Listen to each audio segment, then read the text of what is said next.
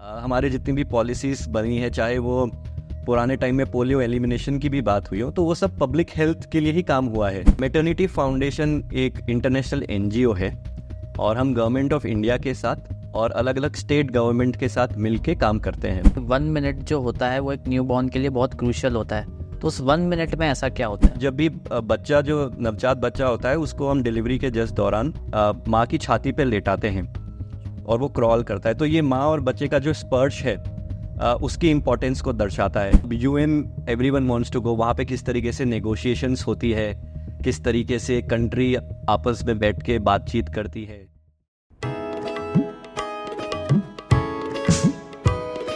हौसलों में पंख लगा आसमां उड़ जाने की ख्वाहिश है, आँखों में देश भर छा जाने की है।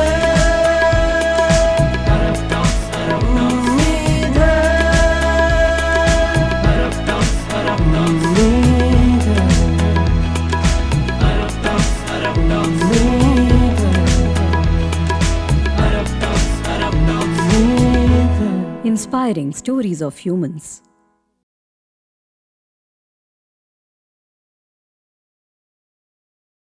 नमस्ते डॉक्टर आदित्य। नमस्ते Anand. Welcome to the podcast. Thank you so much. So being a doctor, थोड़ा सा आप अपना इंट्रोडक्शन दीजिए। जी ओके, तो मेरा नाम डॉक्टर आदित्य भंडारी है और मैं एक डेंटल ग्रेजुएट हूँ। साथ ही साथ मैंने मास्टर्स किया है पब्लिक हेल्थ के अंदर। तो मेरा core specialisation is public health. मैं अभी जिस ऑर्गेनाइजेशन में काम करता हूँ वो मैटरनल चाइल्ड हेल्थ में काम करती है। उनके साथ साथ मैं इंडिया के अंदर मैटरनल हेल्थ में हम काम करते हैं। हम कोशिश कर रहे हैं कि हम किस तरीके से मैटरनल मोर्टेलिटी को कम कर सकें, एक सिस्टम स्ट्रेंथनिंग के प्रोसेस के थ्रू। सो ये जो आपका ट्रांजिशन हुआ from dentistry to public health, तो इसके बारे में बताइए, ये एकदम से कैसे होगा? ओके, तो मतलब जब हम डेंटल की पढ़ाई करते हैं या कोई भी MBBS भी करता है, तो एक सब्जेक्ट होता है जिसको हम कहते हैं PSM, जो प्रिवेंटिव सोशल मेडिसिन कहलाई जाती है।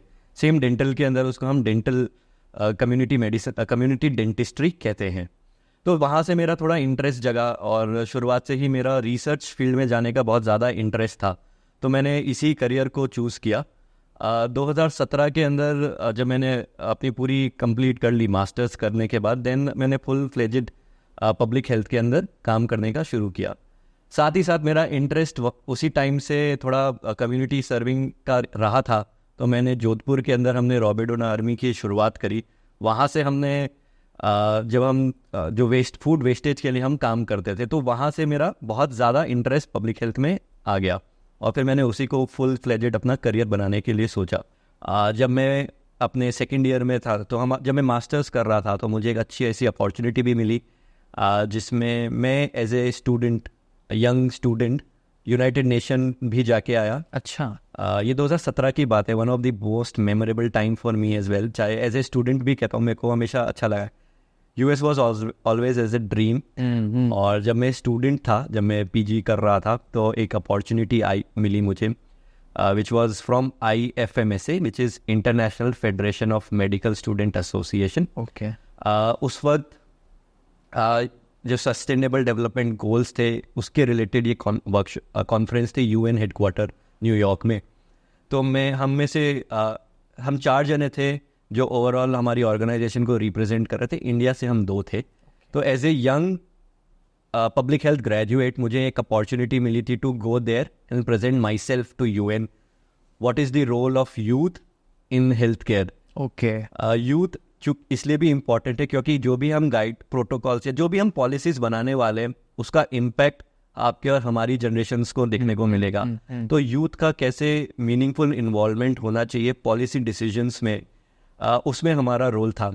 चूँकि मैं रॉबिनहुड आर्मी में भी हम जोधपुर में काम कर रहे थे, तो उसका एक मेरे को अलग से एडवांटेज ये भी मिला कि माल न्यूट्रिशन या हंगर किस तरीके से हम उसको एक पब्लिक पॉलिसीज़ में ला सकते हैं, तो उसका मुझे बहुत इम्पैक्ट मिला। उससे बहुत लर्निंग्स जो थी वहाँ पे हमने शेयरिंग करी UN के अंदर, और वहाँ मेरे लिए बहुत लर्निंग थी एज ए सिविल सोसाइटी का हम जो पार्ट आ रहे हैं, और वहाँ जाके अपनी बात रखना मेरे लिए बहुत अच्छा एक्सपोजर मिला। अब UN everyone wants to go, वहाँ पे किस तरीके से नेगोशिएशंस होती है, किस तरीके से कंट्री आपस में बैठ के बातचीत करती है, कॉफ़ीज़ के ऊपर किस तरीके से डिस्कशंस होते हैं। तो ये सारी चीज़ें आपको देखने को मिलती है and that is why UN plays an important role. मेरे एटलीस्ट मेरे लिए वो पब्लिक हेल्थ के अंदर एज इन वो बहुत अच्छा सा उसका इम्पैक्ट रहा है। मेरे को थोड़ा एक बूस्ट भी मिला कि अरे there are lot of things which can be done, और इसलिए फिर वो पब्लिक हेल्थ में आगे बढ़ते चले गए।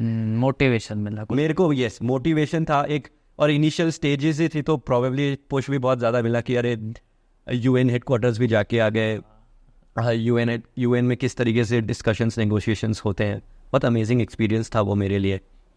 तो हाँ, इसलिए पब्लिक हेल्थ को मैंने आगे कंटिन्यू किया। पब्लिक हेल्थ पैशन रहा, चाहे मेरे लिए हो या मैं अपनी फैमिली में भी देखूं। मेरे नाना जी भी हमेशा से हेल्थ केयर को प्रमोट करते रहे। वो भी रिटायर्ड हुए director medical health services Rajasthan के लिए, मोबाइल हेल्थ सर्विसेज के वो डायरेक्टर थे, और हाल ही में उनका देहांत हुआ। बट हाँ, उन्होंने वो भी एक मोटिवेशन फैक्टर रहा मेरे लिए हमेशा। ओके। पब्लिक हेल्थ का कोर्स इंडिया के लिए तो आपने शायद कोविड के अंदर पब्लिक हेल्थ के बारे में बहुत ज़्यादा सुना होगा, पर कोर्स एग्जिस्टेंस तो पहले से है। ओके। अब चूंकि लोग इसके बारे में सुनने लगे हैं, कोविड ने लोगों की जानकारी इतनी बढ़ा दी कि लोगों को पब्लिक हेल्थ क्या होती है इसके बारे में जानने को मिला। और तो अब जैसा कि आपने बोला कि पहले था लेकिन लोग इतनी जानकारी और अवेयर नहीं थे। हाँ, इसका क्या रीज़न है? इसका रीज़न ये है कि चूंकि एक नॉन क्लिनिकल ब्रांच है, ओके, तो लोग इसको जनरली इसको एक सोर्स ऑफ इनकम के लिए भी उसको उस नज़रिए से देखते थे कि ये किस तरीके से काम आएगा। मोस्टली टीचिंग जॉब्स में रहते थे या प्रोजेक्ट बेसिस पे काम करते हैं, ICMR में काम कर लिया या WHO में काम कर लिया, इस तरीके से इसको देखा जाता था। पर इसको as a full fledged career public health को कभी नहीं देखा गया, ऑल्दो एग्जिस्ट करता था। हमारे जितनी भी पॉलिसीज बनी है, चाहे वो पुराने टाइम में पोलियो एलिमिनेशन की भी बात हुई हो, तो वो सब पब्लिक हेल्थ के लिए ही काम हुआ है।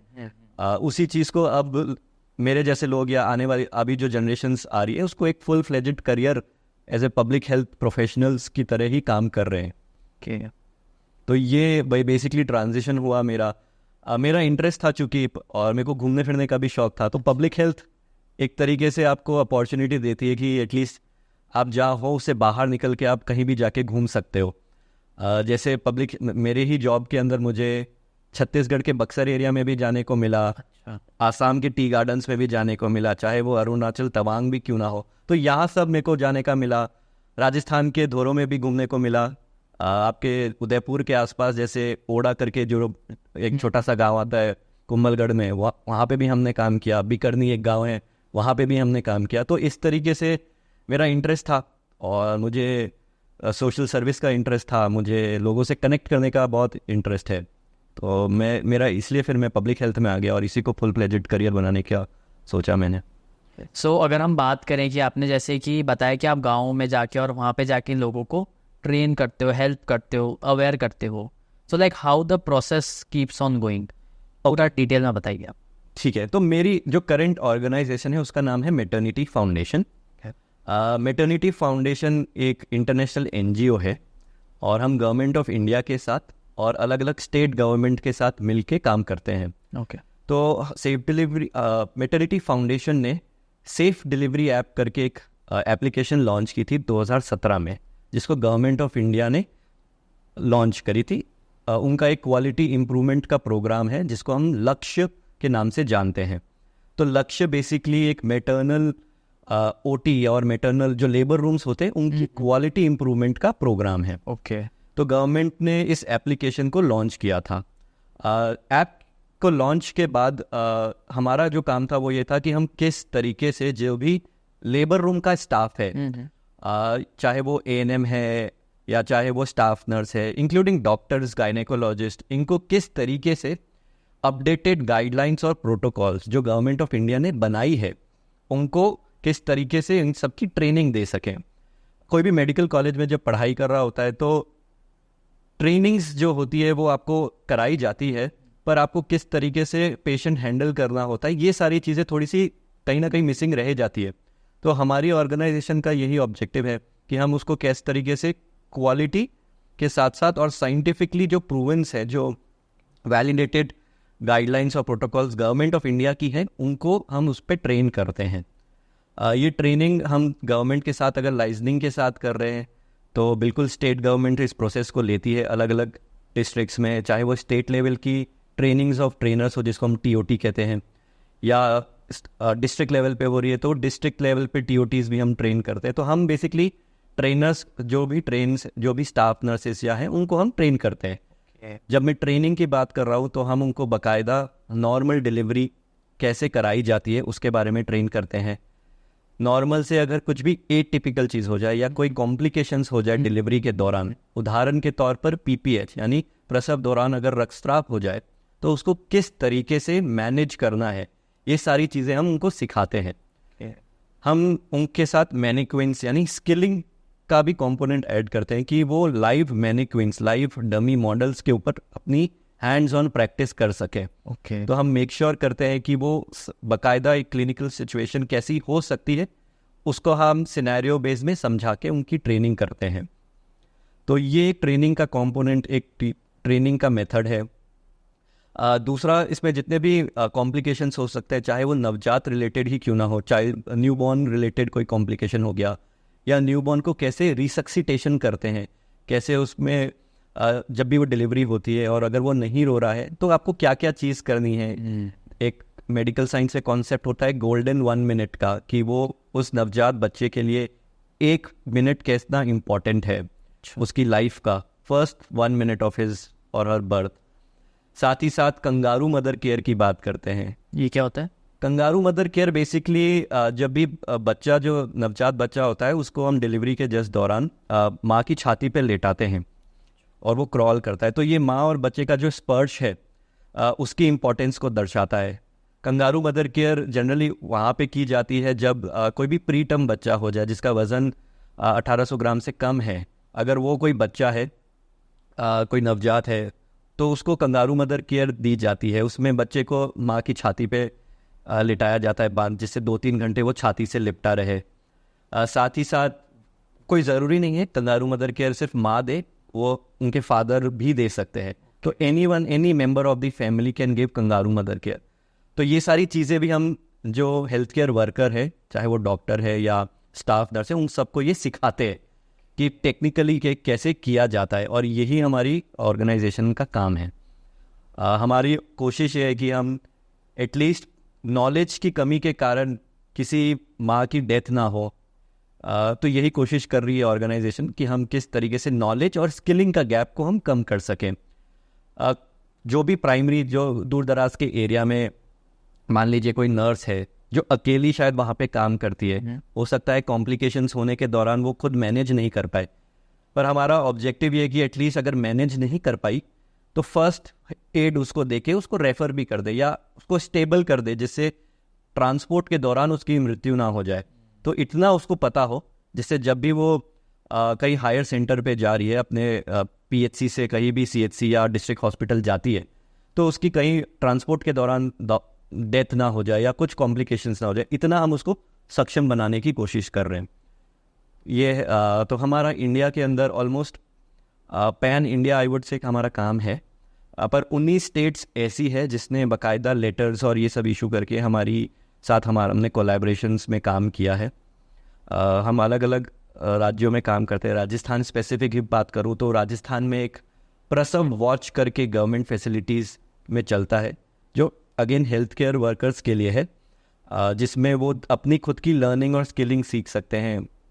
तो इस तरीके से सेफ डिलीवरी ऐप, जो एप्लीकेशन हमने बनाई है, अलग अलग माध्यम के थ्रू अलग अलग चीज़ों में इंटीग्रेट होके ये काम करती है। ये तो हुआ पब्लिक फैसिलिटीज़ या जो सरकारी तंत्र है या सरकारी हेल्थ केयर सिस्टम है। प्राइवेट फैसिलिटीज़ के अंदर भी सेफ डिलीवरी ऐप का बहुत इस्तेमाल है। तो अगर जो भी गायनेकोलॉजिस्ट ये आपका पॉडकास्ट सुनेंगे तो उन्होंने फॉक्सी के मेंबर्स अगर वो हैं, तो FOGSI which is federation of obstetric and gynaecologist society of India, वो अपना एक प्रोग्राम चलाती है जिसको मान्यता कहते हैं। तो मान्यता अगेन लक्ष्य प्रोग्राम जैसा ही है, जो लेबर रूम के क्वालिटी इम्प्रूव की बात करता है कि आप जो कहीं पे भी अगर डिलीवरी करवाना चाहते हैं तो उस लेबर रूम का क्वालिटी सर्टिफिकेशन है या नहीं है, इसकी बात करता है।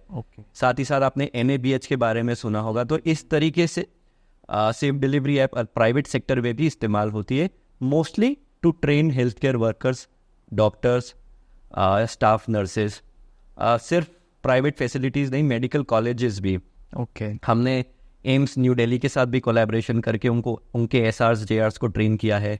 एम्स मंगलागिरी के जो आंध्र प्रदेश में, उनके भी एसआर जेआर्स इंटर्न्स स्टाफ नर्सिस को हमने इस तरीके के ऊपर ट्रेन किया है। सो आपने अभी जैसे ट्रेनिंग का और ये बताया, तो उसका प्रोसेस आप थोड़ा सा बताइए कि वो कैसे काम करता है। ओके, तो जैसा मैंने बोला कि हम स्टेट गवर्नमेंट के साथ कोलैबोरेशंस करके जो भी उनकी रिक्वेस्ट होती है हम उस तरीके से ट्रेनिंग्स करते हैं। हमारी जो ट्रेनिंग्स होती है वो हाईली इंटरैक्टिव ट्रेनिंग्स होती है।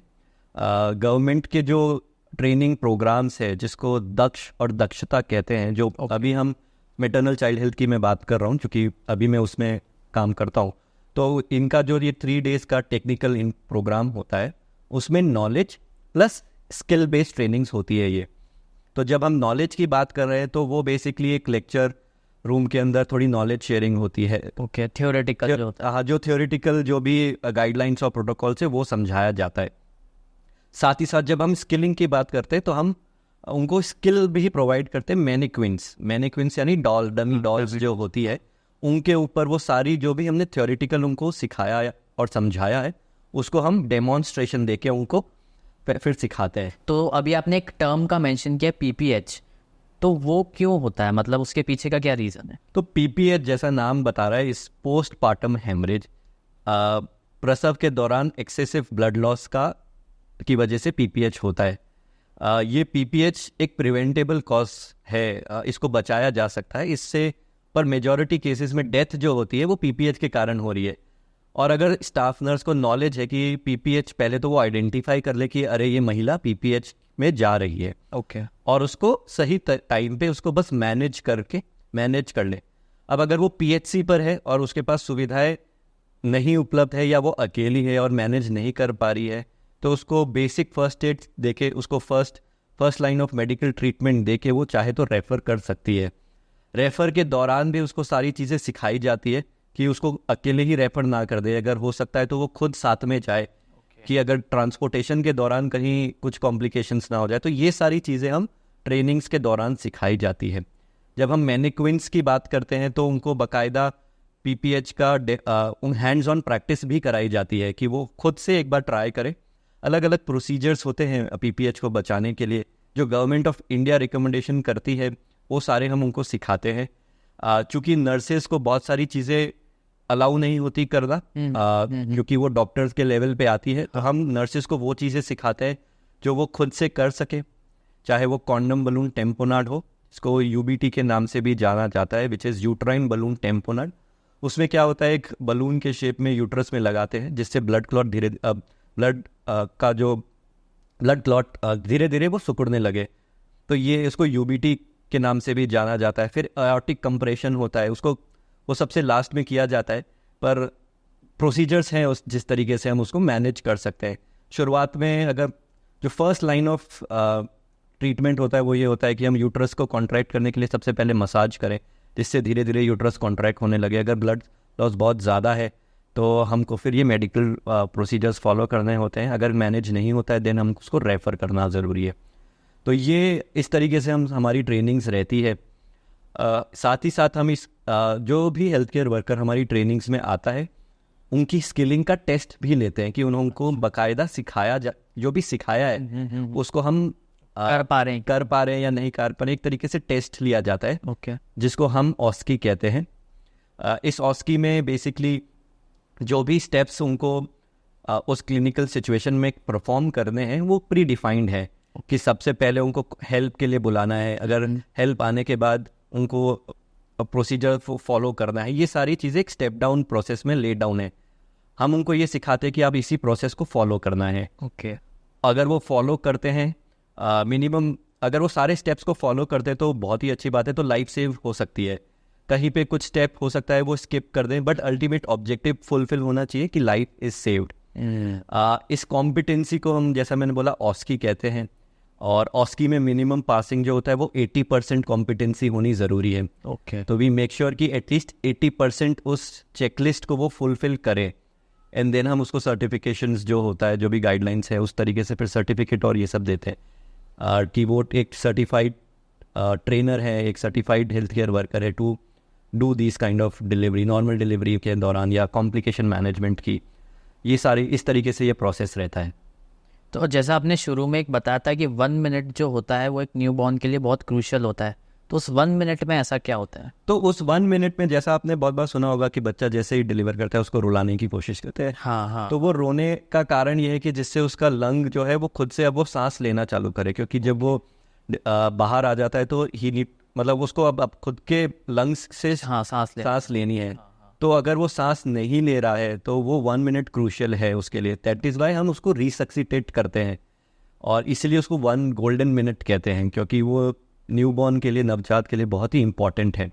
इसलिए वो इम्पॉर्टेंट है कि उसकी सही तरीके से वो सांस लेने, खुद से वो सांस लेना चालू करे और हम उसको रिसक्सिटेट करते हैं। रिसक्सिटेशन के अगेन स्टेप्स होते हैं, इसको भी हम सिखाते हैं और ऑस्की के थ्रू चेक करते हैं। तो ये अगेन एक क्लिनिकल पूरा प्रोसेस रहता है, प्रोसीजर्स रहते हैं। पर हाँ, इम्पोर्टेंस की बात करें तो इसलिए वो 1 गोल्डन मिनट इम्पॉर्टेंट है।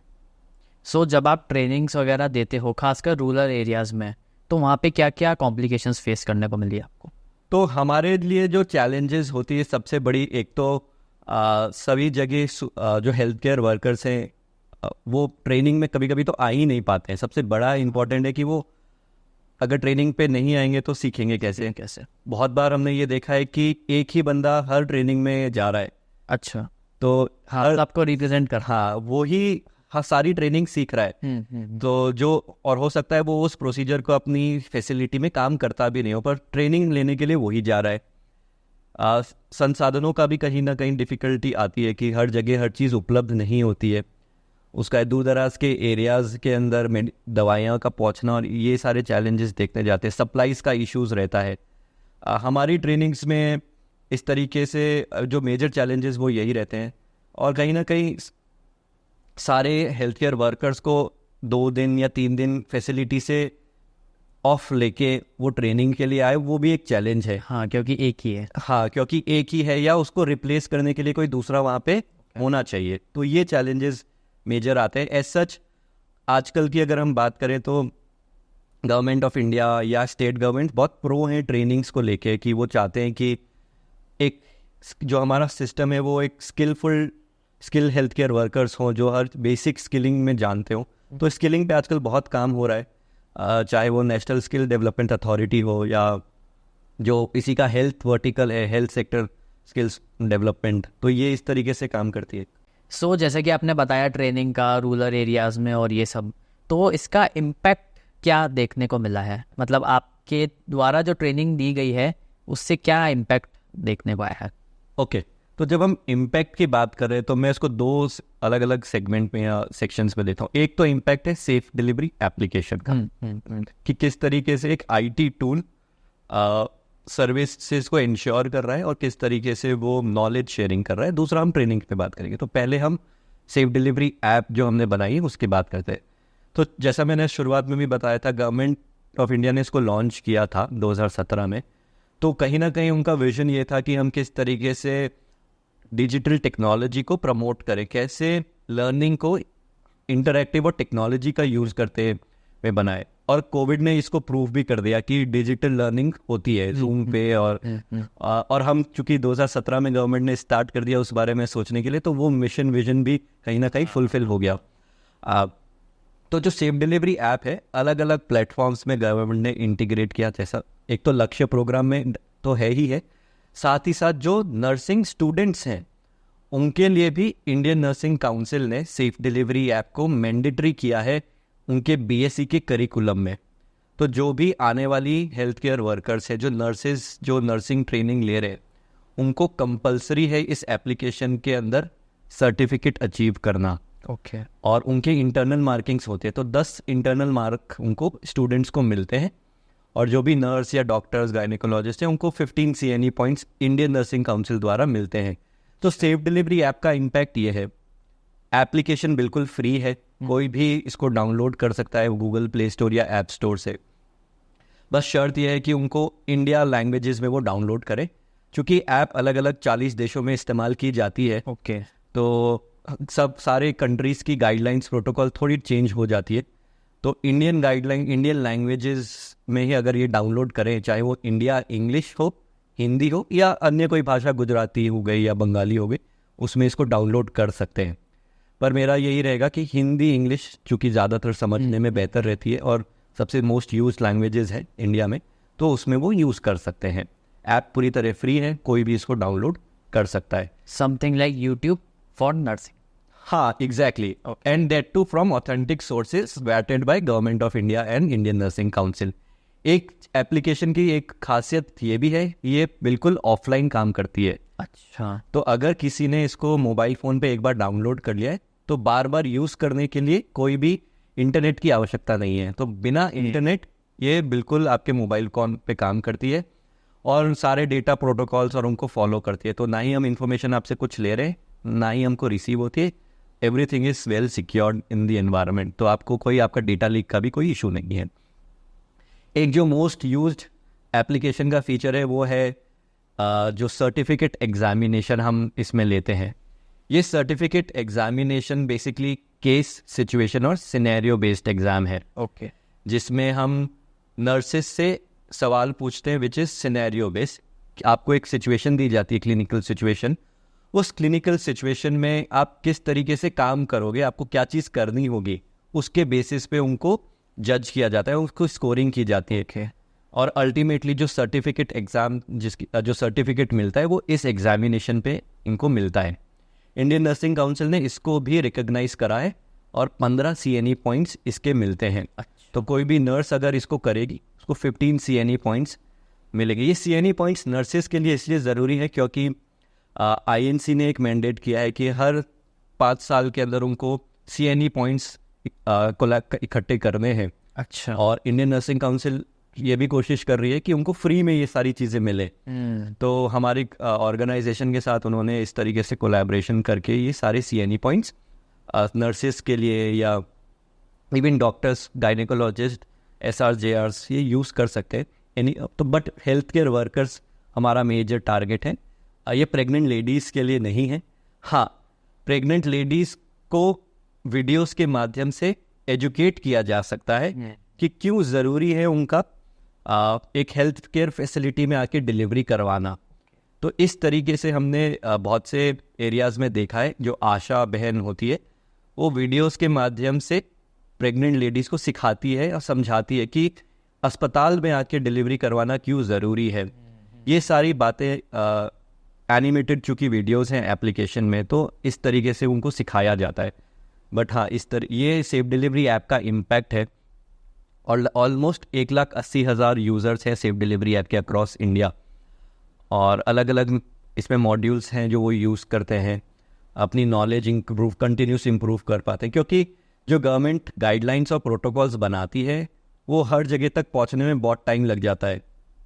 आजकल इंटरनेट के ज़माने में सेफ डिलीवरी ऐप जो ऑफलाइन भी काम करती है उनको इंस्टेंटली एक्सेस मिल रहा है एक गवर्नमेंट के गाइडलाइंस प्रोटोकॉल्स का। तो ये इम्पैक्ट रहा है एप्लीकेशन का। अगर मैं यहाँ पे थोड़ा सा आपको इंटरप्ट करूँगा। जैसे कि आपने बताया कि आपका जो NGO है वो 40 से ज़्यादा कंट्रीज़ में काम कर रहा है, तो हर कंट्री का ये अलग तरीके से बनाता है या जो डिलीवरी प्रोसेस है वो सेम ही है सब में? हाँ, अडेप्टेशन प्रोसेस है। तो हम क्या प्रोसेस फॉलो करते हैं, हम सबसे पहले जो भी गाइडलाइन प्रोटोकॉल किसी भी कंट्री स्पेसिफिक कंट्री ने बनाई है उसको देखते हैं एंड उसके हिसाब से हम अडॉप्ट करते हैं। ओके, मान लीजिए उदाहरण के तौर पे इंडिया की अगर हम गाइडलाइंस और प्रोटोकॉल्स की बात कर रहे हैं तो वो WHO गाइडलाइंस प्रोटोकॉल से थोड़ी डिफर करती है। ओके, है ना। तो हम WHO को अगर बेस मानते हैं और इंडिया में क्या क्या चेंजेस गवर्नमेंट ऑफ इंडिया ने उसको बताए हैं, हम फिर वो मार्क करके कंटेंट क्रिएट करते हैं।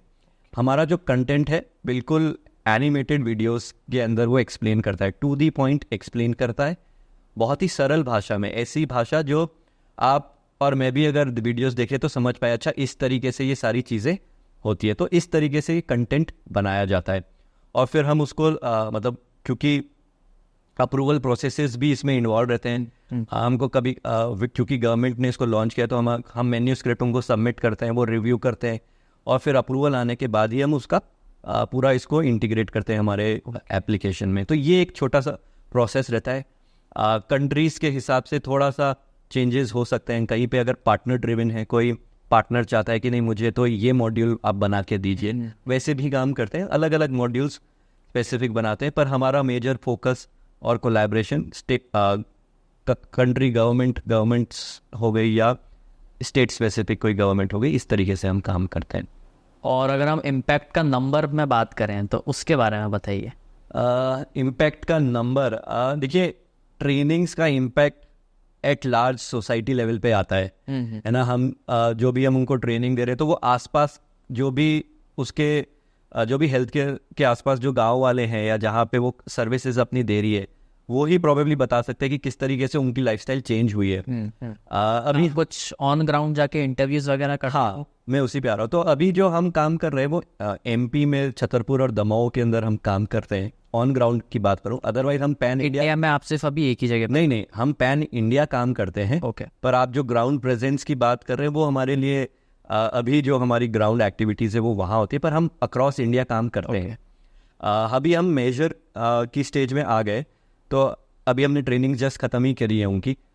इम्पैक्ट आने में थोड़ा सा टाइम लगेगा, बट अगर हम इनिशियल हेल्थ केयर वर्कर्स के पर्सपेक्टिव से देखें तो चूँकि इस तरीके के टूल्स पहले अवेलेबल नहीं हुआ करते थे, और अब उनके पास ऐसी चीज़ अवेलेबल है जो उनके मोबाइल फ़ोन में हर समय उपलब्ध है ना। उनको कोई गाइडलाइन प्रोटोकॉल खोल के नहीं देखना है, सिर्फ मोबाइल पे एक कुछ क्लिक्स करने हैं और गाइडलाइंस सब कुछ डिटेल अवेलेबल है। साथ ही साथ ऑफलाइन काम करती है तो इंटरनेट की भी ज़रूरत है, तो दूर दराज के एरियाज़ में जहाँ इंटरनेट कभी होता है कभी नहीं होता, वो भी यूज़ कर सकते हैं। तो एप्लीकेशन का इम्पैक्ट ये रहा है। ट्रेनिंग्स का इम्पैक्ट जैसा मैं बोल रहा हूँ सोसाइटी एट लार्ज पे आएगा। सुविधाएं उस पर्टिकुलर, और ये सब्जेक्टिव भी है बहुत ज़्यादा, कौन सा हेल्थ केयर वर्कर कितना सीख के गया है और उसने उस स्किल को कैसे अपने सिस्टम में यूज़ किया है, थोड़ा सब्जेक्टिव है। बट येस, एट लार्ज अगर मैं देखूँ तो सिस्टम में और उस फैसिलिटी में चेंजेस तो देखने को मिलते हैं। तो जैसा कि आपने बताया कि ऐप फ्री है और उसमें सब कुछ डिटेल्स दे रखी है, तो कोई भी सीख सकता है, जो नर्सिंग में नहीं हो वो भी सीख सकता है। हाँ सीख सकता है ना, बिल्कुल। ये ऐप का पर मतलब जैसे हम देखते हैं कि गांव में जो डॉक्टर नहीं है वो भी इलाज कर देता है, कुछ कर देता है, तो आपको नहीं लगता इसका कुछ? नहीं, कोई नेगेटिव इम्पैक्ट नहीं है इसका। नॉलेज एक्चुअली बढ़ ही रहा है, आप देखो इसको। ओके। तो जो भी डॉक्टर अगर यूज़ भी करेगा उसकी नॉलेज ही इम्प्रूव होगी, एंड प्रॉब्ली ही और she will be able to save more life. तो इसका कोई नेगेटिव इम्पैक्ट नहीं है, और मैं उस मतलब ये यूज़फुल ही रहेगा। बट ये है कि कोई झोला छाप अगर देखता है तो वो किस तरीके से ट्रीट करेगा, पर हमारे तो सोर्स वैलिडेटेड है, तो एज सच कोई भी गलत इन्फॉर्मेशन नहीं जा रही, तो validated and vetted by government है, अप्रूव्ड भी है, तो कोई इशू नहीं आएगा। नॉलेज है, everyone can go and use, और ऑथेंटिक सोर्सेज से सीखेगा तो अच्छा ही रहेगा। आई थिंक इम्पैक्ट पॉजिटिव ही रहेगा। यस। सो जैसा कि आपने बताया कि आपका जो मैटरनिटी फाउंडेशन है, तो इतने सारे देशों में आप जो काम कर रहे हो, तो ऐसा अक्सर देखने में आता है कि जो एक जैसे हम हायरार्की में अगर इसको बात करें तो आपका क्या रोल रहता है? अच्छा, अगर मेरे रोल की बात करें तो मैं मैटरनिटी फाउंडेशन में मोस्टली इंडिया का प्रोग्राम देखता हूँ, हम किस तरीके से प्रोग्राम इम्प्लीमेंट करेंगे ऑन ग्राउंड। ओके। वो मेरा मेजर काम है, पर साथ ही साथ पार्टनरशिप्स बिल्डिंग, मतलब एंड टू एंड जो भी प्रोजेक्ट एक्टिविटीज़ होती है वो मैं सब देखता हूँ। मेरा रोल इसी तरीके से डिफाइंड है। शुरुआत में तो कंटेंट भी क्रिएट करता था, पर अब चूँकि धीरे धीरे जैसे काम बढ़ता है, टीम बढ़ती है, लोग साथ साथ जुड़ते जाते हैं, तो अभी मेरा काम major programme management, programme implementation है। ओके। ऑर्गेनाइजेशन। तो जैसा कि आपने बताया कि लोग जुड़ते जाते हैं, तो अवेयरनेस अब आ रही है इसके बारे में? बिल्कुल। हम तो काम 2017 से कर रहे हैं, पर हमारा हमेशा से फोकस पब्लिक साइड रहा है, गवर्नमेंट फैसिलिटीज़ और ये रहा है। तो गवर्नमेंट फैसिलिटीज़ तो अवेयर है सेफ डिलीवरी ऐप के बारे में। तो जैसा कि आपने बताया 2017 से आप इसमें काम कर रहे हो, ये पहले भी चलता था क्योंकि इंडिया में पॉपुलेशन तो बहुत आउट ऑफ कंट्रोल वाली है, तो ये 2017 में ही इतना इम्पैक्ट क्यों आना शुरू हुआ? मतलब पहले क्यों नहीं हो रहा था? नहीं, पहले भी काम तो हो रहा था, पर हमारी ऑर्गेनाइजेशन ने 2017 में फोकस्ड इस पे काम किया है। मैटरनल हेल्थ की अगर हम बात करें तो ये तो बहुत समय से चला आ रहा है ना। 2005 के बाद से MMR का फोकस हमेशा इकोनॉमी से देखा जाता है ना, कि किस तरीके से एक कंट्री की इकोनॉमी ग्रो करेगी, वो हम MMR और IMR से भी मेजर करते हैं। तो MMR एक इम्पॉर्टेंट इकोनॉमिक इंडिकेटर भी है। ओके। और गवर्नमेंट का हमेशा ये प्रायोरिटी रहता है। अगर मैं आज का ही बात करूँ तो इंडिया की MMR 97 आज की MMR है, और हमारा जो हेल्थ पॉलिसी का जो टारगेट है कि हम कुछ टारगेट कर रहे हैं कि बिलो 70 हम MMR को ले आए, which looks like achievable, but कैसे होगा वो एक चैलेंज सिचुएशन है जो आने वाले समय में हमको और क्लैरिटी आएगी। कुछ स्टेट्स इंडिया की ऐसी भी है जिन्होंने इसको ऑलरेडी अचीव कर लिया है, अच्छा, और कुछ ऐसी स्टेट्स भी हैं जो टारगेट से बहुत पीछे, जो एवरेज है इंडिया का उससे भी बहुत पीछे। पर हाँ, ओवरऑल आजकल इस पे काम हो रहा है। मैटरनल हेल्थ में फोकस रहा है, हमेशा से ही रहा है गवर्नमेंट का, और आने वाले समय में चूँकि ये इंपॉर्टेंट इंडिकेटर है from both economic aspect as a society as well, तो इस तरीके से हमेशा से फोकस रहा है, नया नहीं है, कब से चला ही आ रहा है। तो जैसा कि आपने एक इंडिकेटर का बताया जो 97 है, उससे आप उसको 70 तक लाने की कोशिश में हो, तो मतलब ये वाला इतना डिफरेंस, मतलब ये हमारा टारगेट है। देखिए, जो 70 में नंबर बता रहा हूँ वो हेल्थ पॉलिसी और सस्टेनेबल डेवलपमेंट गोल का हम टारगेट अचीव करने की कोशिश कर रहे हैं, ओके, है ना। तो ये हेल्थ हमारी पॉलिसी में हमने लेड इन किया है कि हम बिलो 70 हम आ जाएंगे। देखिए, और MMR कम होने में टाइम लगता है, ऐसा नहीं होता कि ओवरनाइट चीज़ें कम हो जाएगी, क्योंकि इंडिया एक बहुत बड़ी कंट्री है। हर स्टेट के अपने चैलेंजेस है, हर गांव का अपना चैलेंज है, उन सबको साथ में लाना समय का ये इसमें समय लगेगा। और सब हेल्थ केयर जैसे जिस तरीके से हेल्थ केयर के बारे में आजकल हर जना बात कर रहा है, इतने स्टार्टअप्स आ गए जो हेल्थ केयर में काम कर रहे हैं, डिजिटल टेक्नोलॉजी का यूज़ हो रहा है, इस तरीके से हम डेफिनेटली आगे उसको अचीव कर पाएंगे। लेट्स सी किस तरीके से चीज़ें होंगी, बट हाँ, टारगेट ज़रूर एम्बिशियस है, बट प्रोबेबली अचीवेबल भी है।